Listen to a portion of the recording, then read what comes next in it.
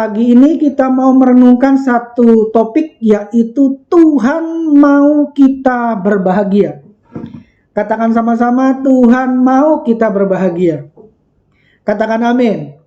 Tetapi mari kita satukan dulu persepsi kita, berbahagianya seperti apa, bagaimana, dan syaratnya seperti apa. Tuhan itu sangat menghendaki kita berbahagia.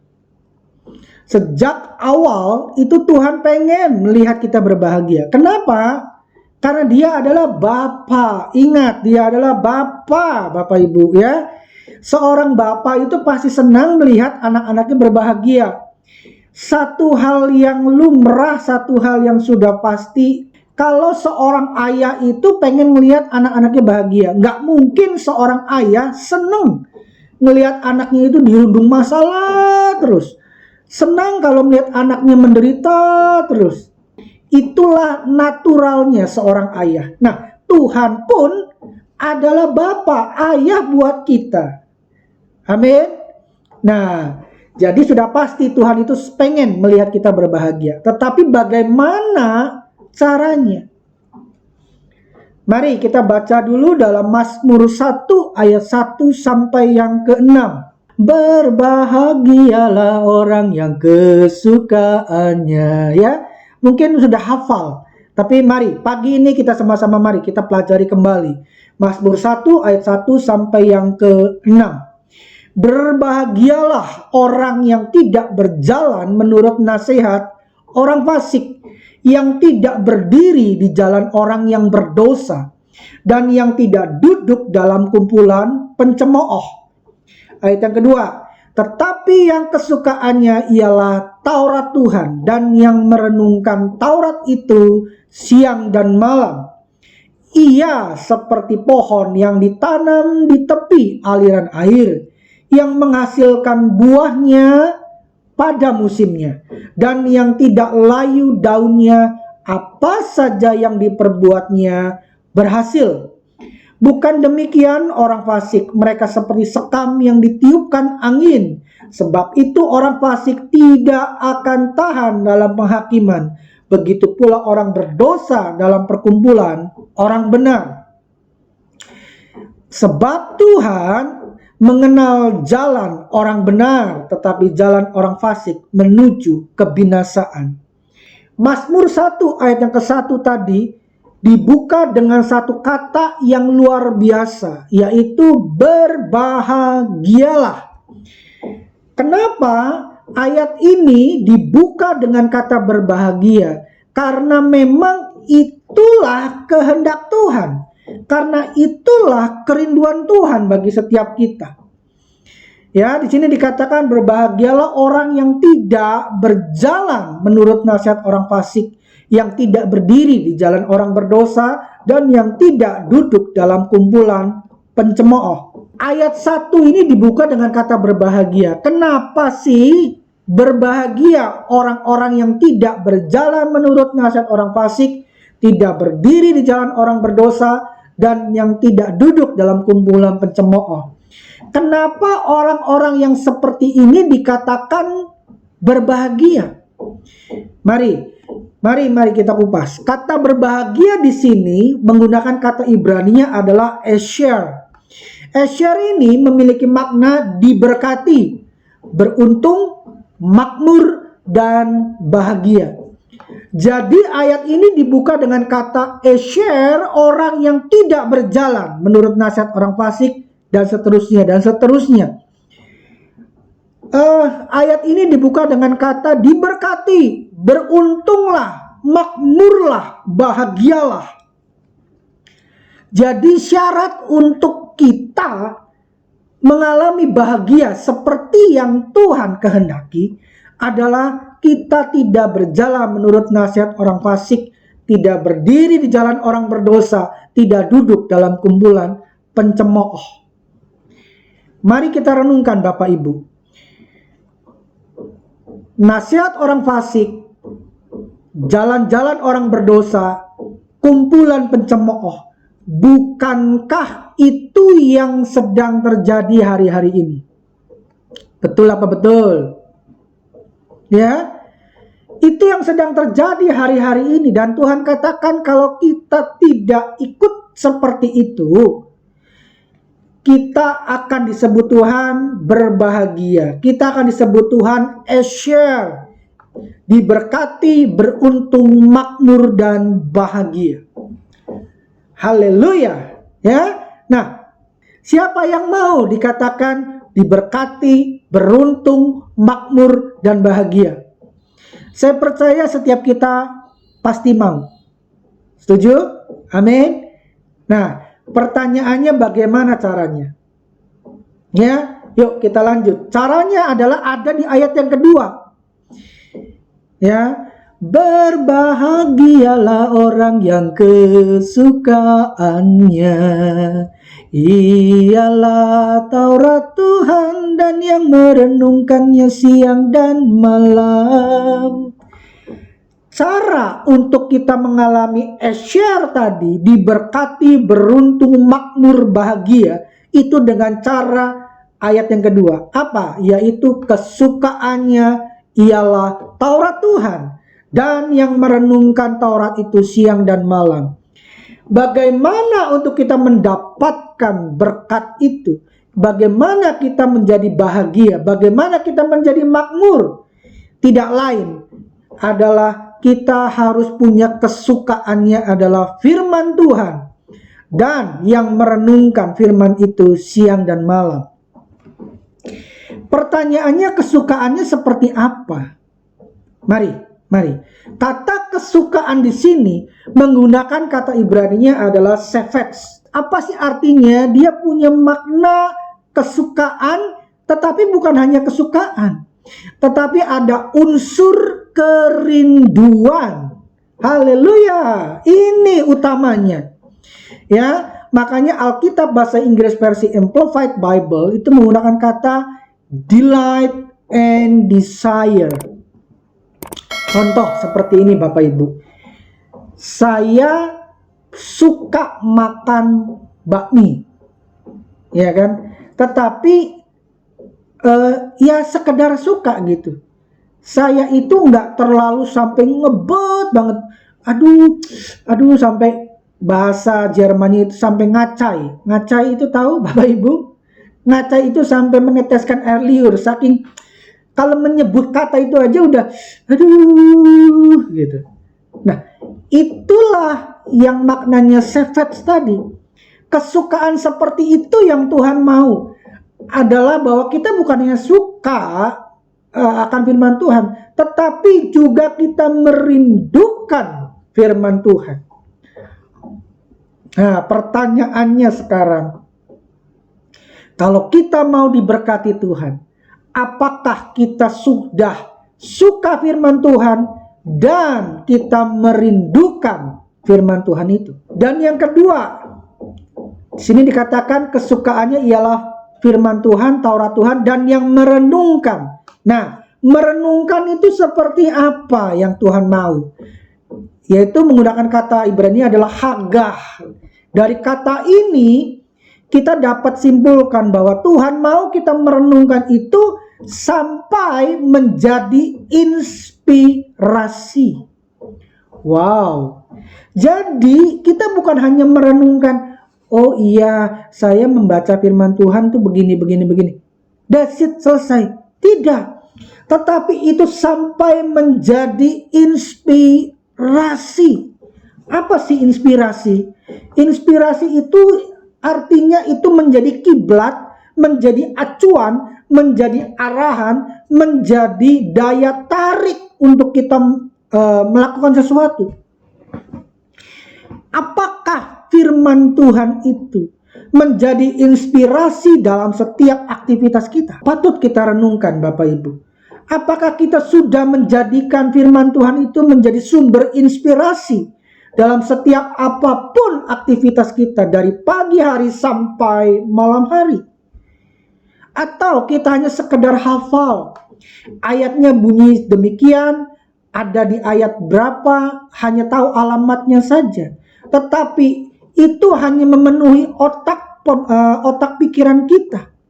Hanya sekedar menjadi pengetahuan di dalam otak kita. Tidak sampai itu menjadi inspirasi di dalam hati kita untuk kita membawa kita menjadi kiblat kita dalam hari-hari kehidupan kita. Ya.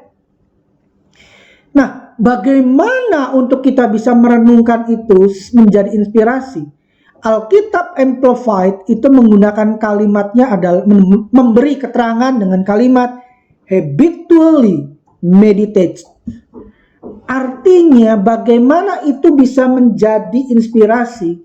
Itu dengan kita merenungkannya siang dan malam sampai itu menjadi habit kita, menjadi kebiasaan kita. Ketika firman Tuhan itu kita sukai, kita rindukan, dan kita renungkan itu menjadi satu kesukaan, menjadi satu kebiasaan kita, maka firman Tuhan itu akan menjadi inspirasi dalam setiap aktivitas kehidupan kita. Ada amin?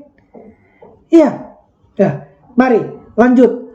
Orang yang melakukan ayat yang kedua pasti tidak akan berjalan menurut nasihat orang fasik, tidak akan berdiri di jalan orang berdosa, tidak akan duduk dalam kumpulan pencemooh yang tertulis dalam ayat 1.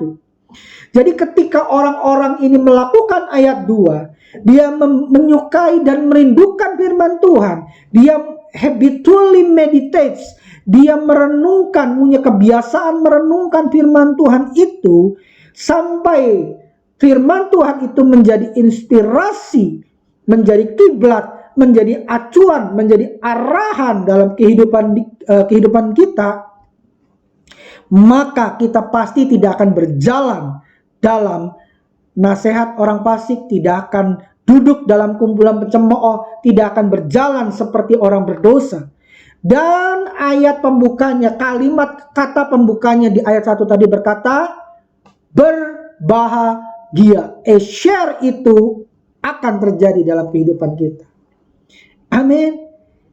Ya, ketika kita lakukan ayat 2, pasti ayat 1 tidak kita lakukan. Akibatnya kita akan disebut berbahagia. Kenapa? Karena kita akan diberkati Tuhan, karena kita akan mengalami kemakmuran dari Tuhan, kita akan diberkati, dimakmurkan Tuhan,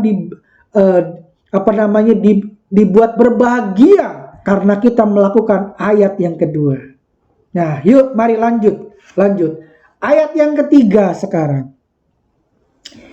Ia seperti pohon yang ditanam di tepi aliran air, yang menghasilkan buahnya pada musimnya, dan yang tidak layu daunnya, apa saja yang diperbuatnya berhasil. Nah, ayat 3 ini tuh adalah berkat dari ayat yang kedua. Ketika kita lakukan ayat yang kedua, kita akan seperti pohon yang ditanam di tepi aliran air. Dan apa saja yang kita perbuat berhasil. Setiap kita, saya percaya, rindu melakukan apapun pasti berhasil. Setiap kita, saya percaya, rindu agar apa yang kita lakukan itu tidak menjadi sia-sia. Setuju? Nah, bagaimana seperti itu bisa terjadi? Kata ditanam di sini, Amplified Bible itu menggunakan kalimat firmly planted. Artinya ketika kita melakukan ayat yang kedua, merenungkan firman Tuhan, kita menyukai firman Tuhan, sampai itu menjadi inspirasi dalam hidup kita, maka ini janji Tuhan, kita akan firmly planted. Artinya kita akan ditanam dengan kuat. Kenapa? Karena akar kita itu akan kuat mencengkeram tanah. Kenapa demikian? Karena kita ditanamnya di tepi aliran air. Wow. Artinya kita tidak akan kekurangan air. Air adalah sumber kehidupan. Artinya Tuhan menanam kita di sumber berkat. Amin. Nah, kata berhasil, Alkitab Amplified Bible itu juga menggunakan kalimat prosper and maturity. Berkat yang Tuhan berikan buat kita, ujungnya adalah agar kita prosper and mature. Artinya apa? Artinya Tuhan mau agar kita bisa mengalami kemakmuran. Kita mengalami berkat-berkat itu, kita bukan hanya melihat berkat, tetapi kita menikmati berkat. Amin. Adalah hal yang berbeda. Kita melihat berkat, kita tahu berkat, kita menerima berkat, tetapi kita tidak bisa menikmati berkat itu. Ujung dari berkat Tuhan adalah kita menjadi makmur dan dewasa. Makmur karena kita bisa menikmati berkat Tuhan. Dewasa karena kita semakin matang telah melalui proses yang Tuhan izinkan kita alami. Artinya begini, berkat Tuhan itu bisa saja kita dapatkan berjalan bersama dengan problem yang kita alami. Apa problem yang kita alami itu? Tujuan Tuhan apa? Agar kita punya akar yang kuat, firmly planted tadi. Ya, supaya kita menjadi dewasa. Kenapa? Karena hanya orang dewasa lah yang dapat menikmati berkat, semua berkat yang Tuhan sediakan. Hanya orang dewasa lah yang dapat menikmati semua berkat. Amin. Contoh, kita punya katakanlah kendaraan motor, ya kan? Apakah anak kita umur 5 tahun kita izinkan dia pakai motor kita kasih kuncinya, nak silakan kamu pakai motor saya? Boleh nggak? Pasti nggak boleh. Kenapa? Kakinya aja nggak bisa menyentuh tanah. Umur 5 tahun. Setuju ya? Bagaimana anak itu bisa menikmati berkat motor aset atau motor milik bapaknya? Yaitu dengan dia menjadi dewasa. Setuju ya? Jadi Tuhan mau agar kita tuh ujungnya makmur dan dewasa, prosper and mature. Jadi di sini dikatakan apa saja yang diperbuatnya berhasil, itu jangan hanya dimaknai, oh berkat saja. Berkat materi apalagi? Belum tentu. Yang Tuhan mau adalah bukan hanya kita dapat berkat, tetapi kita bisa menikmati berkat. Kenapa? Karena kita menjadi dewasa. Ketika kita menjadi dewasa dan kita bisa menikmati semua berkat yang Tuhan sediakan, itulah Tuhan katakan share, berbahagia. Amin. Tuhan tuh pengen banget lihat kita berbahagia. Tetapi seringkali kita sendiri yang menghambatnya. Apa yang bisa kita simpulkan di sini Bapak Ibu? Yang pertama, lakukan bagian kita. Yaitu apa? Menyukai firman Tuhan. Dan ada unsur merindukan. Bukan hanya sekedar menyukai. Ya, bukan hanya sekedar menyukai. Tapi ada unsur merindukan. Menyukai dan merindukan firman Tuhan. Dan merenungkan firman itu sampai firman itu menjadi inspirasi hidup kita. Menjadikan itu kebiasaan, habitually meditates. Kita merenungkan itu sampai itu menjadi kebiasaan dalam hidup kita. Mazmur 119 ayat yang ke-16 berkata, aku akan bergemar dalam ketetapanmu. Firman-Mu tidak akan kulupakan. Kenapa Daud itu sering sekali disebut orang yang berkenan di hatiku? Aku menyukai Daud. Kenapa? Karena Daud melakukan ayat yang kedua tadi. Dia menyukai dan merindukan firman Tuhan. Dan dia merenungkan itu siang dan malam. Kebiasaan merenungkan itu sampai menjadi inspirasi. Yang kedua, biarkan Tuhan yang atur berkat kita. Ya, kita hanya lakukan bagian kita. Soal berkatnya bagaimana, silakan kita serahkan kepada Tuhan. Karena Tuhan tahu apa yang pas buat kita. Jangan bersungut-sungut, jangan banding-bandingkan dengan si Anu. Jangan. Ya, lakukan saja bagian kita dan biarkan Tuhan yang mengatur berkat kita. Berkat kita pastinya pas buat kita. Haleluya, haleluya. Yang ketiga, ketika kita lakukan nomor 1, tadi ya, kita akan disebut berbahagia. Karena itu memang kerinduan Tuhan buat kita, anak-anaknya. Mari pastikan kita percaya bahwa Tuhan itu punya kerinduan agar kita berbahagia. Cuman seringkali kita nggak ngerti, beda persepsi, beda asumsi tentang kata berbahagia ini. Ya, biarlah pagi ini kita boleh mengerti berbahagia seperti apa yang Tuhan mau dan bagaimana kita mendapatkan itu.